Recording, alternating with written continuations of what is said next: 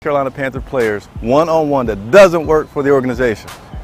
Yeah, it's me. I'm Chris Jenkins. I'm with Charlotte Vibe, and I invite you to subscribe to my YouTube channel where each and every week I interview players one-on-one. And the cool thing about it is I always say I work for the fans. So I always take questions from you guys, ideas from you all, and I put that into my interviews with these players every week.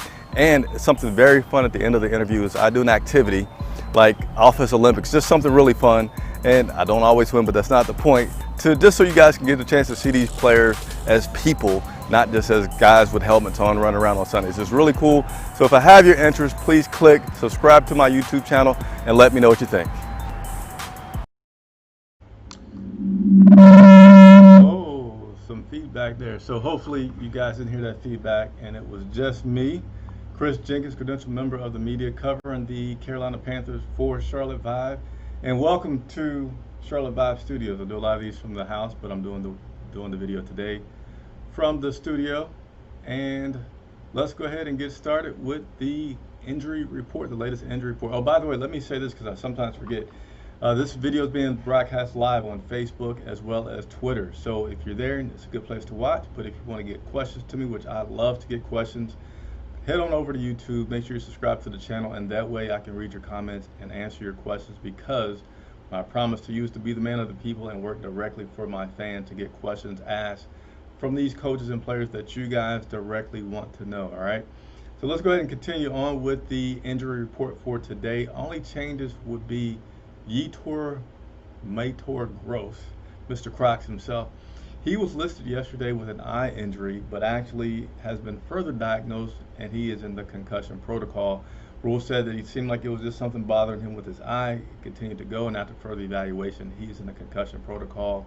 Now, this was not said. This is just my belief, but strongly believing that he was in the concussion protocol on Thursday.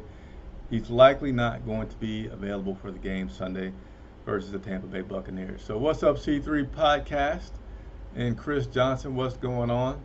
So Kawan Short, somebody just asked, well, C3 Podcast just asked what's up with Kawan Short. He was limited in practice today, so that was a little bit of an improvement for him.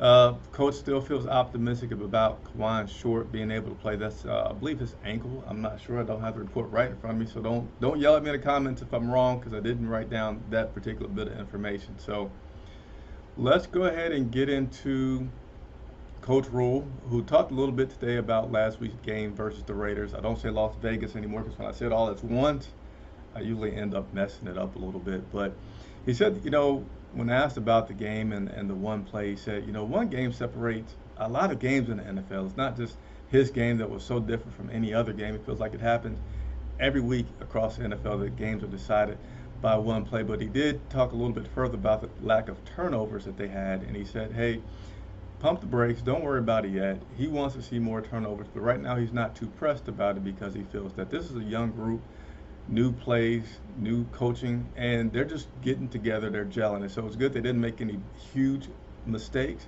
but he feels like as the guys start to play faster and they know the playbook, if you will, and they can just react and not think, that you'll see more turnovers start to build and the team be able to take advantage of that.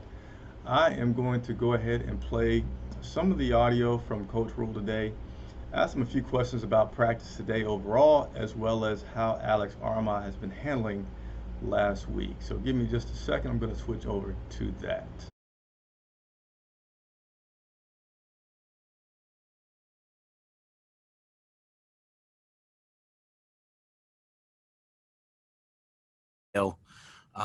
It was a driving rainstorm here, so we went into the dome, the Atrium Dome, and worked together really well.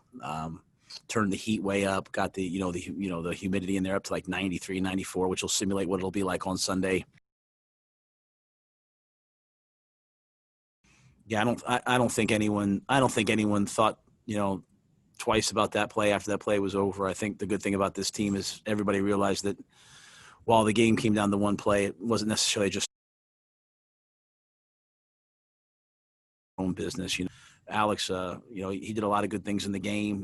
He converted the other 3rd and 1 down inside the 5 for us, and he'll continue to, I think, play a really big role for us.